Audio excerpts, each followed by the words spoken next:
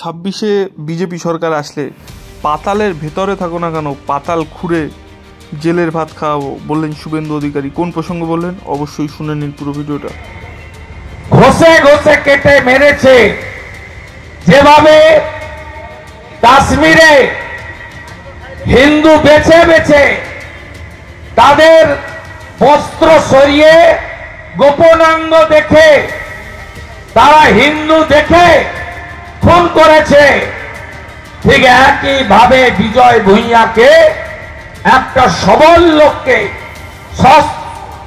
শক্ত মানুষকে তুলে নিয়ে গিয়ে পিটাতে পিটাতে পিটাতে পিটাতে তাকে নৃশংসভাবে বর্বরচিত ভাবে খুন করা হয়। পোস্টমর্টমের রিপোর্ট দ্বিতীয়বারের যদি পড়েন চোখ থেকে জল ধরে রাখতে পারবেন না। 100-র বেশি আঘাত তার শরীরে ছিল, পায়ের আঙুল থেকে মাথা পর্যন্ত চৌচির করে দিয়েছে।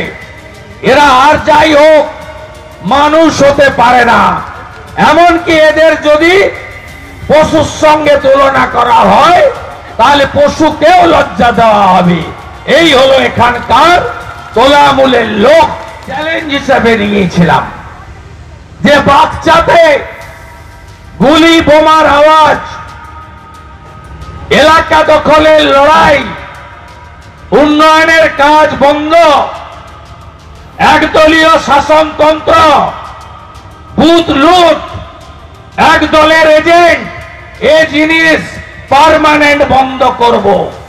আমি আপনাদের আশীর্বাদে এই জব্দ করায় ডক্টরেট পেয়েছি। আমি নন্দীগ্রামে হারমাদদের এমন জব্দ করেছি তাদের ঘাস পর্যন্ত নেই।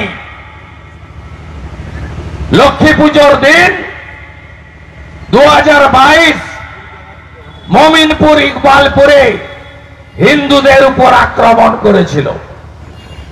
আমি ওখানে এমন টাইট দিয়েছি, এখন লক্ষ্মী পুজোর দিন রাস্তায় কাউকে দেখতে পাওয়া যায় না।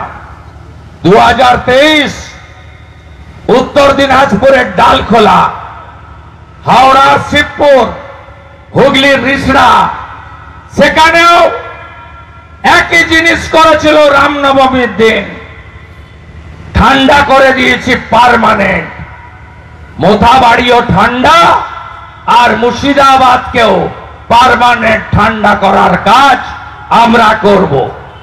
বিজয় বাবুর আত্মবলিদানের পরে আমরা শুধু দ্বিতীয়বার রেলওয়ে হসপিটালের ডক্টরকে রেখে পোস্টমর্টম করিয়েছি তা নয়, 60 জনকে আসামি করে যে মামলা করা হয়েছিল সেই মামলাকে আমরা দীর্ঘ 5 মাস লড়াই করে আমরা এনআইএ করাতে বাধ্য করিয়েছি।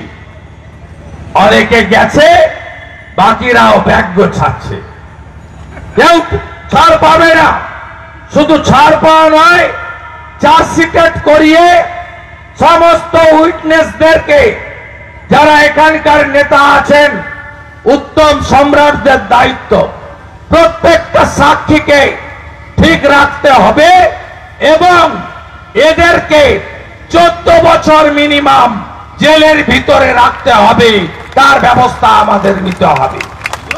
একইভাবে কথা দিতে পারি, আমাদের শঙ্কর মণ্ডল এবং আমাদের দীপক মণ্ডলের তারা বিচার পায়নি, যেহেতু তাদের মামলা সিবিআই বা এনআইএ হয়নি, মমতার পুলিশ তাদের বিচার দেয়নি। কথা দিচ্ছি 26-এ বিজেপি সরকার এলে শঙ্কর মণ্ডল, দীপক মণ্ডলের মামলা রিওপেন করিয়ে পাতালের যত ভিতরে থাকো না কেন পাতাল খুঁড়ে তোমাদের বের করে এনে জেলের ভাত খাওয়াবো। আমাদের নাম ভারতীয় জনতা পার্টি।